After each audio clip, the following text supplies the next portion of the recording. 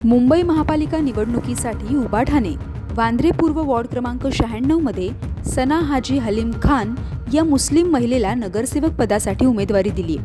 कलमाचे पठण करणारी मुस्लिम महिला मुंबईची महापौर व्हावी किंवा हिजाब घालणारी महिला या देशाची पंतप्रधान व्हावी अशी विधानं करणाऱ्या MIMच्या नेत्यांची ही स्वप्न पूर्ण करण्याचा ध्यास जणू काही उबाठानेच घेतलेला दिसतोय।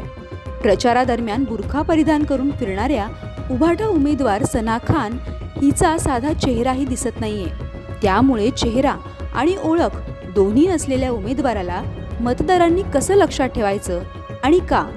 खरंच उबाटा अशा कट्टरतावादी खान प्रवृत्तींना महापौर पदावर बसवू पाहतंय का, असा प्रश्न मुंबईकर मतदारांना पडलाय। यात सना खान यांनी निवडणूक प्रचारादरम्यान जय श्री राम या लोकप्रिय हिंदू गाण्यातील मूळ शब्दांमध्ये बदल केला असल्याचा एक व्हिडिओ सोशल मीडियावर व्हायरल होतोय। हा व्हिडिओ नीट लक्षपूर्वक ऐका। हर घर में अब एक ही नाम एक ही नारा गूंजेगा, शिवसेना UBT जिंदाबाद।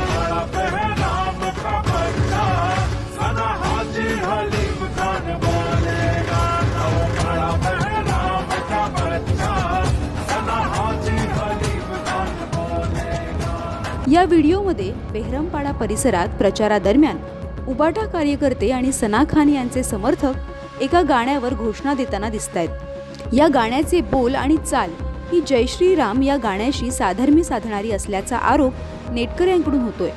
या गाण्याचे शब्द थेट उमेदवाराच्या प्रचारासाठी वापरण्यात आले असून त्यामध्ये जय श्री राम या घोषणेऐवजी सना हाजी हलीम खान हे नाव वापरून घोषणा दिल्यात।